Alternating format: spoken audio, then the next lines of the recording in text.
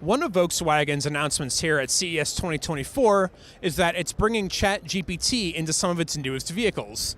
That's a bit of news that had me a little confused at first. I didn't really see what good ChatGPT would be in a car, but we came out to see Cerence, the company that's behind Volkswagen's existing IDA voice assistant, and the company that's building ChatGPT on top of that.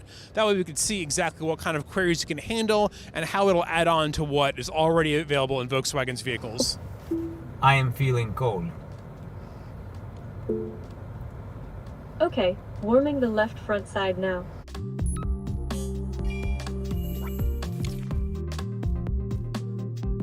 IDA, like most car voice assistants, can do a lot of things like find navigation, play your music, adjust the temperature in the car. They're trying to do this in a more natural language way, though. It can tell if it's the driver or passenger talking, so if I'm in the passenger seat and say, "Could you make it cooler?"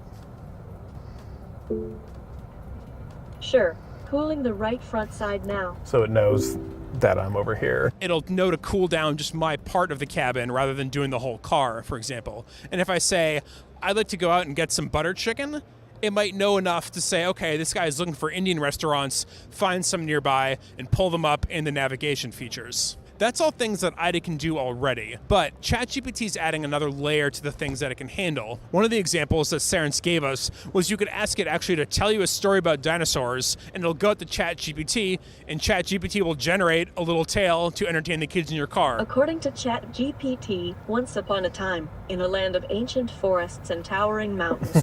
Perhaps not the most useful thing ever, but it's a good example to show how it can go out there and use the large language model to generate something on the fly, and something that IDA definitely wouldn't be suited to doing. At the same time, Cerence is also working on something called Car Knowledge, which is its own database of specific information about a specific car. It'll know your car, the model year, the model number, exactly what your vehicle is, and it basically acts as a voice-activated instruction manual. So if you want to ask it, can my car tow things, or how do I hook up my phone to Bluetooth, those are all things it'll be able to answer geared specifically towards your vehicle. Some of that knowledge is already in IDA. For example, I asked it how the tire pressure was in the car.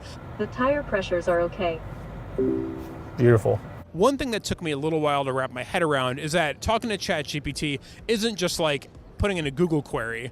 For example, I asked it to tell me about the Sphere, the new entertainment venue in Las Vegas. According to ChatGPT, the Sphere in Las Vegas is a unique entertainment venue currently under construction. Which it may have been at the time that this ChatGPT dataset was uploaded, but by now the venue is already open. In the same vein, I couldn't get it to tell me what the score of the Celtics game last night was, but Cerence and IDA can hook in other things beyond ChatGPT as well. So if IDA has an access to a database of sports information, which I believe it does, it'll pull in data from there. So there's a lot of different places that the car can get information from. ChatGPT is just one of them. But the goal is to make it a fairly seamless experience for the end user. For starters, Cerence and Volkswagen say that ChatGPT is coming to some of the newest models of Volkswagens, but not in the US just yet. They haven't said when it'll come here, but users in Europe may get to see it during 2024. Thanks for tuning in, and stay tuned and subscribe to Engadget for more news and videos direct from CES 2024.